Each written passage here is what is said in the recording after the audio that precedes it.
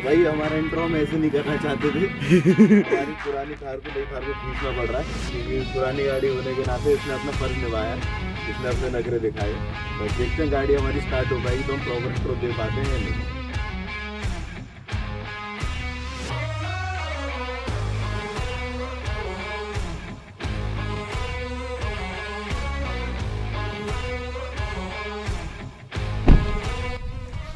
तो भाई welcome to 03 garage. मैं हूं विराट और मैं हूं सक्षम और ये हमारी 2020 महिंद्रा थार। तो जैसा आपने इंट्रो में देखा हमारा प्लान कुछ और था, लेकिन जैसा पुरानी जीपों की आदत है हमें थोड़ा धोखा दे दिया। इंजन ठंडा पड़ा था, हमने बहुत धक्के मारे, चालू नहीं हुई।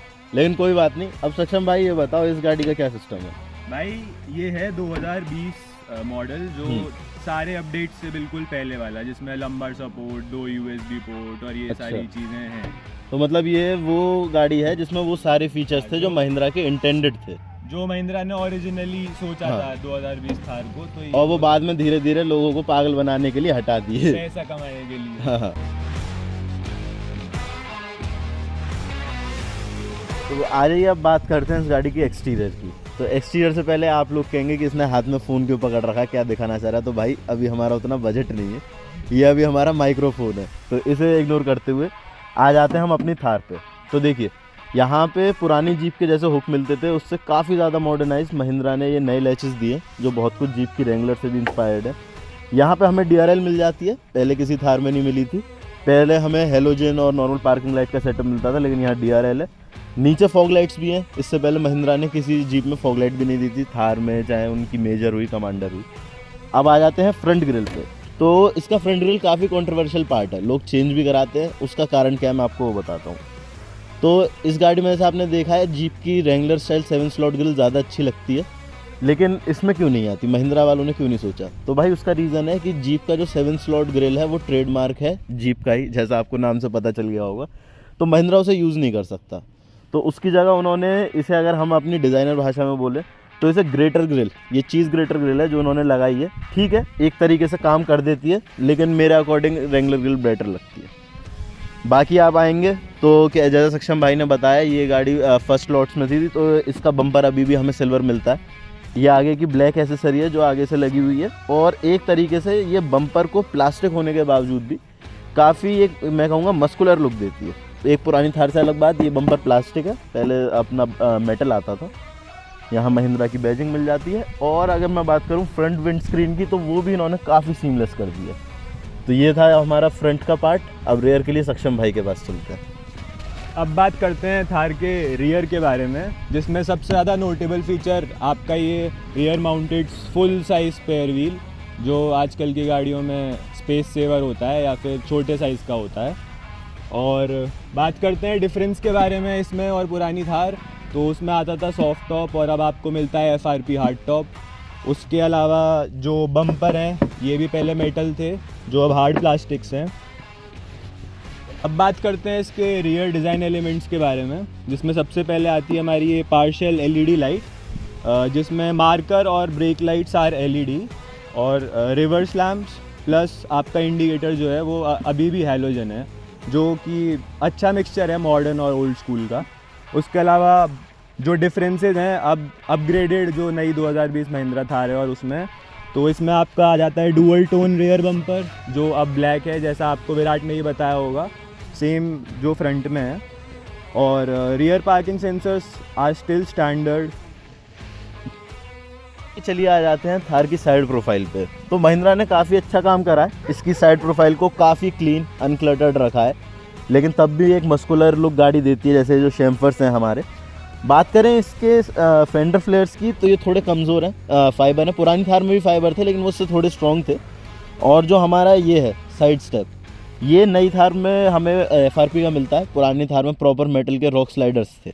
और बात करें ORVM, तो ये भी हार्ड प्लास्टिक होने के बाद इसमें थार की एम्बॉसिंग वगैरह होने की वजह से काफ़ी अच्छा और मॉडर्न लुक देता है हमें। विराट भाई, हाँ जी, बहुत ठंड हो रही है, अब अंदर आके बात करें। तो चले भाई लोग अंदर, आइए।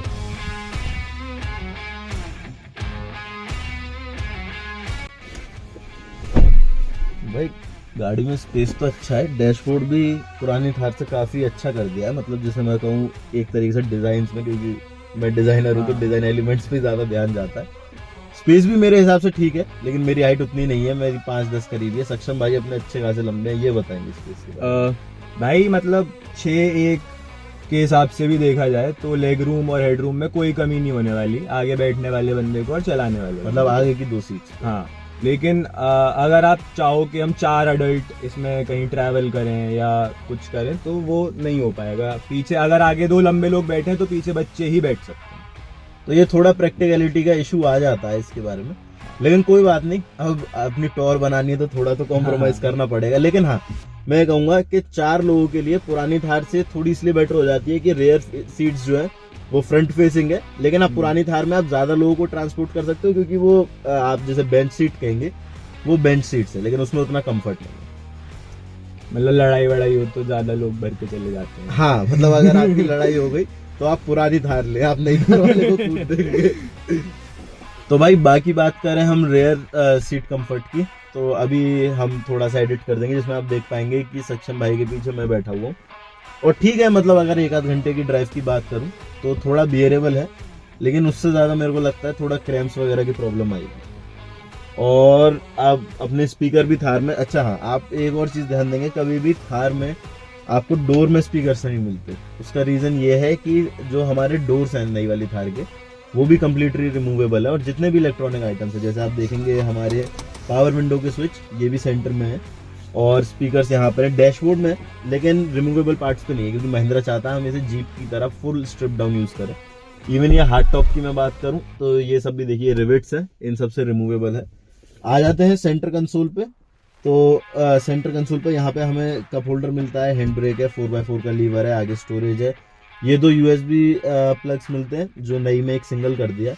और जहाँ हम बात कर रहे हैं जो चीज़ें हटाई गई हैं, तो देखिए लंबर सपोर्ट है, ये भी हमारे को इस गाड़ी में मिलता है जो नई में नहीं आ रहा। और डैशबोर्ड की क्वालिटी की बात करूँ ओवरऑल ठीक है, लेकिन कई चीज़ों में ख़राब भी है। जैसे आप देखेंगे स्टीयरिंग है, ये हमारा गाड़ी को ज़्यादा टाइम नहीं हुआ है, गाड़ी मेरे ख्याल से कितनी पुरानी है सक्षम भाई? 2 साल।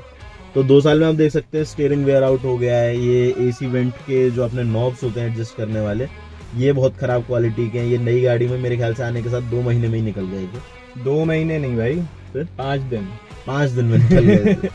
तो ये थोड़ा प्रॉब्लम है, छोटी छोटी महिंद्रा की क्वालिटी में प्रॉब्लम तो है, लेकिन ओवरऑल मैं कहूँ ठीक है। लेकिन 18 लाख की गाड़ी के हिसाब की क्वालिटी महिंद्रा अभी नहीं देता। बाकी एक और एड ऑन के जितने भी इंटीरियर इलेक्ट्रिकल्स हैं सब वाटर प्रूफ हैं।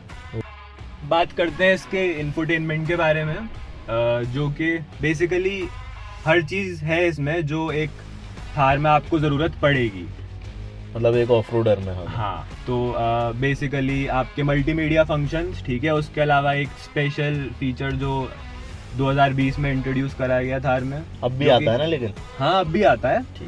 2020 में इंट्रोड्यूस का क्या रह गया, उससे पहले तो इंफोटेनमेंट सिस्टम ही नहीं होता था। तो जिसमें आपको ये ऑन रोड आपके मिल जाते हैं, ठीक है, हाँ, और उसके अलावा आप कस्टम भी सेलेक्ट कर सकते हो कि आपको कौन से डायल्स चाहिए। ये इतने अच्छे नहीं है रैंगलर की तरह या बाकी महंगी गाड़ियों की तरह, थोड़ा डिले होता है इनमें, बट ठीक है, यूजेबल। 18 लाख के लिए गुड, ठीक है। उसके अलावा आपको Android Auto, Apple CarPlay, wired मिल जाता है, वायरलेस अभी नहीं है, नई वाली जो अपग्रेडेड है उनमें भी नहीं आया है। और स्पीकर क्वालिटी देखा जाए तो बहुत अच्छी नहीं है, बट लिवेबल। मतलब अगर आपको बिल्कुल शौक है क्रिस्प साउंड सुनने का तो आपको अच्छी नहीं लगेगी, बट मेरे लिए गुड, मुझे कोई अपग्रेड की जरूरत नहीं पड़ी अभी तक। ठीक है। और अगर इसकी अपनी मल्टीमीडिया कनेक्टिविटी, तो इसमें अपने आपको ब्लूटूथ और CD मिलती है हमें, CD प्लेयर? नहीं। अच्छा, CD प्लेयर नहीं, FM है आपका, FM है। और बाकी यार आजकल सभी ब्लूटूथ से ही एप्पल कारप्ले या फिर एंड्रॉयड ऑटो या ब्लूटूथ, बस उसके अलावा। और बात कर लेते हैं रियर कैमरा क्वालिटी की, तो वो भी कुछ ज़्यादा खास है नहीं, मतलब एसेसरी लेवल। हाँ। तो चलिए अब इसके डायल के बारे में बताइए सक्षम भाई। हाँ, तो अब आते हैं इंस्ट्रूमेंट क्लस्टर पे गाड़ी के, जो कि हमें बेसिकली सारी रिक्वायर्ड इन्फॉर्मेशन दे देता है। यहाँ पे आपका बहुत ही इजी टू नेविगेट है, ये भी और ये भी, ठीक है। किसी को मतलब अगर आपके पापा दादा कोई चला रहे हैं थार को, तो उन्हें ज़्यादा वो करने की ज़रूरत नहीं पड़ेगी। तो भाई एक एडिशनल इन्फो है, सक्षम भाई की थार उनसे ज़्यादा उनके पापा चलाते हैं। तो हाँ, तो ये आपकी फ्यूल इंफॉर्मेशन हो गई, जो ये आपका एवरेज दिखा दिया इसने, ठीक है। हाँ। ये डिस्टेंस टू एम्प्टी हो गया। ठीक है। उसके अलावा दूसरे डायल में आते हैं, ये आपका स्पीडोमीटर डिजिटल हो गया। उसके अलावा ये है आपके 4x4 के, जो ये आपको डायनामिक्स दिखाता है, अच्छा, मतलब कितनी पावर कौन से, टॉर्क कौन से। Distribution। हाँ ठीक है। ठीक है। और ये मेरा स्टीयरिंग एंगल हो गया। तो ऐसे बेसिक सारे फीचर्स हैं, और इससे ज्यादा की मुझे कभी जरूरत नहीं पड़ी। मतलब पुरानी थार से तो जैसे मैं कहूँ उनकी बहुत ही सदी आगे है ये। हाँ, तो ये गाड़ी तो आपके अंदर से देख ली, ठीक है, मैं मानता हूँ पुरानी थार से इंटीरियर में तो काफी बेटर है, लेकिन क्या ये थार वाले काम करती भी है नहीं करती? शो पीस के लिए ये इसी पल का वेट कर रहा था भाई। देखे। चलो।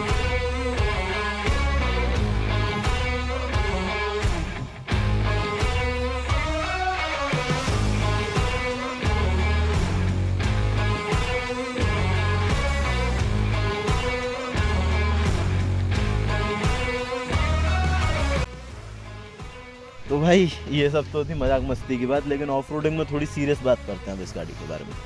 तो देखिए, अभी आपने मोन्टाज में देखा होगा, गाड़ी में चेसी में मैं कहूँ तो उतना फ्लेक्स नहीं है। उसका रीज़न है कि गाड़ी थोड़ी ऑन रोड ओरिएंटेड कर दी है पुरानी थार के मुकाबले। पुरानी थार का चेसी फ्लेक्स वगैरह और सब कुछ अच्छा था, लेकिन फिर वो हमें ऑन रोड उतना ज़्यादा प्रॉब्लम देती भी थी। तो जब हम अपनी गाड़ी के ऑन रोड मैनर्स बेटर करते हैं, हमें सस्पेंशन को थोड़ा कंट्रोल करना पड़ता है, थोड़ा सा स्टिफन अप करना पड़ता है, जिसकी वजह से उसका ट्रैवल कम हो जाता है। गाड़ी के अप्रोच डिपार्चर एंगल अभी भी अच्छे हैं, बम्पर ऊंचे हैं, लेकिन एक चीज़ जो प्रॉब्लम देती है वो है ये जो रेडिएटर नीचे की तरफ दे रखा है, ये लीकेज की काफ़ी प्रॉब्लम आई है काफ़ी गाड़ियों में। इसे लोग आर्मर प्लेटिंग से सही भी करते हैं, लेकिन तब भी ठीक है, कोई बात नहीं, ये बेटर हो सकता था, इसकी एंगल बेटर दे सकते थे। अब बात करें इसकी ड्राइव ट्रेन की, तो इसमें हाँ लॉकिंग डिफरेंशियल हमें MLD मिलता है, प्रॉपर मैकेनिकली लॉकिंग डिफरेंशियल नहीं है। MLD किक इन करता है पीछे वाले टायरों में, अच्छा काम करता है। आपकी जितनी ऑफ रोड यूजेज मतलब एक नॉर्मल इंसान की होगी, उससे बहुत ही ज़्यादा बेटर काम करता है। अब देखिए, ये तो आपको पता है कि इसकी ऑफ रोड कैपेबिलिटी शायद पुरानी थार जितनी अच्छी नहीं है, लेकिन जो इसके डायमेंशन है वो भी पुरानी थार से बड़े करे गए हैं इसके कंफर्ट को बेटर करने के लिए। अब वो क्या एक डिसएडवांटेज पैदा करते हैं और क्या एडवांटेज करते हैं?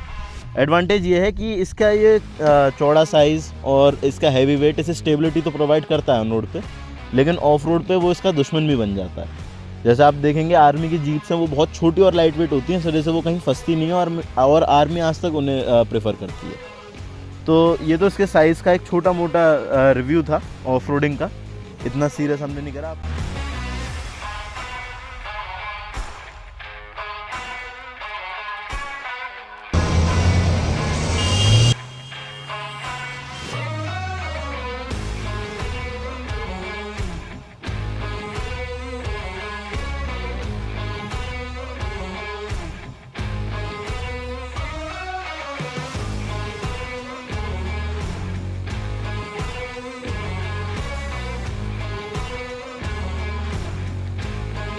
तो अब बात करते हैं नई महिंद्रा थार के ड्राइविंग डायनामिक्स के बारे में।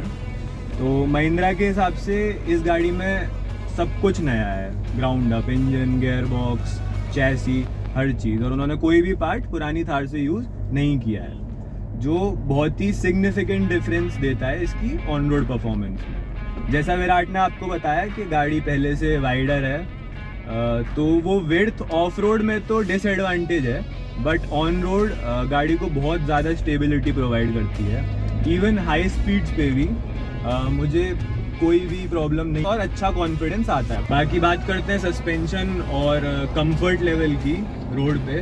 तो जो छोटे छोटे शार्प एजेस होते हैं रोड पे, या फिर कोई छोटा सा बम्प होता है, वो काफ़ी इजीली फील होता है लो स्पीड्स पे, बट हाई स्पीड पे इसका सस्पेंशन हर चीज़ सोक कर लेता है। बात करते हैं गाड़ी के इंजन के बारे में।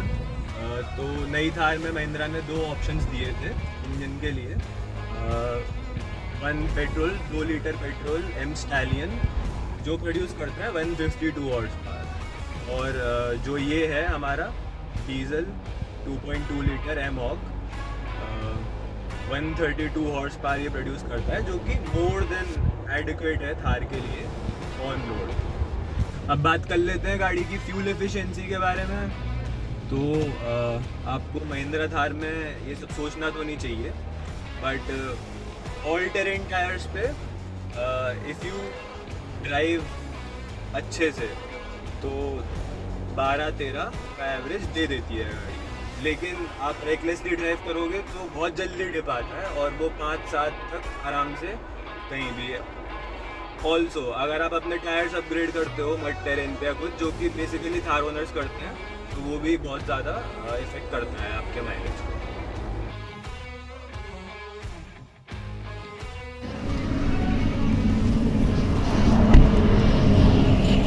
तो सक्षम भाई ठीक है, नई थार अच्छी गाड़ी है यार, लेकिन मुझे तो समझ नहीं आई। मेरे को तो मतलब जो जीप है अपनी पुरानी थार ही है, लोहा लाट गाड़ी कहीं कुदा दो। हाँ भाई, पुरानी थार एकदम pure no frills off roader तो है, हाँ। बट देखा जाए तो ये ज़्यादा मेच्योर, एक ज़्यादा कंप्लीट और अंडरस्टैंडेबल पैकेज है आजकल की जनरेशन के लिए, जिन्हें प्रॉपर अच्छा। हमेशा ऑफ रोड तो। यानी महिंद्रा का ऐसा प्रोडक्ट जो टोटल पैकेज है।